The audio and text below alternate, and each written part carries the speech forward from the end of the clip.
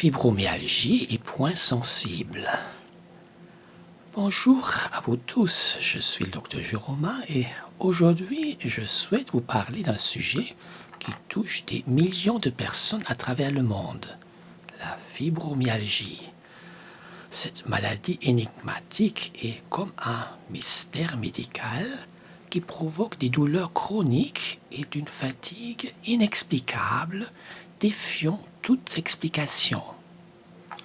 Pendant des décennies, notre compréhension de la fibromyalgie a été façonnée par un critère de diagnostic clé, les points sensibles. Ces zones sensibles spécifiques sur le corps ont joué un rôle central dans l'identification de la fibromyalgie.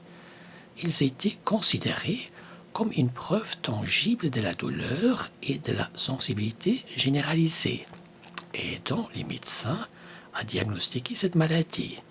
Ces points sensibles sont devenus emblématiques de la fibromyalgie, formant la base de notre compréhension pendant de nombreuses années. Cependant, une étude révolutionnaire remet en question cette notion des points sensibles. Des recherches suggèrent que les points sensibles pourraient ne pas être aussi fréquents que nous le pensions chez les patients atteints de fibromyalgie. Ces résultats surprenants nous obligent à revoir nos critères de diagnostic et à explorer de nouvelles approches pour comprendre et traiter cette maladie complexe. L'impact potentiel de cette étude est immense.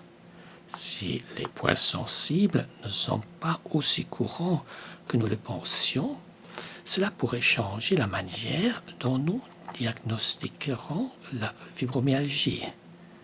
Cela pourrait ouvrir la porte à des méthodes de diagnostic alternatives basées sur les symptômes et les expériences individuelles des patients. Pour les personnes atteintes de fibromyalgie, cela pourrait signifier un changement radical dans la manière dont leur maladie est perçue et aussi reconnue. Vous n'aurez plus à vous battre pour que vos symptômes soient pris au sérieux. Les médecins, armés de cette nouvelle compréhension, pourront mieux répondre à vos besoins en fournissant des soins adaptés et en validant vos expériences. Alors, que retenir de tout cela? La science est en progrès et en constante évolution. Ce que nous croyons être vrai peut être remis en question par de nouvelles découvertes. Cette étude nous rappelle que nous devons rester ouverts à de nouvelles idées et de nouvelles perspectives. Si vous souffrez de fibromyalgie, je vous encourage à en parler à votre médecin. Ensemble, vous pourrez explorer les meilleures options de traitement pour votre situation spécifique. Et n'oubliez pas, il existe des ressources comme le site traitementdelaffibromyalgie.com où vous pouvez trouver plus d'informations pour vous aider dans votre parcours.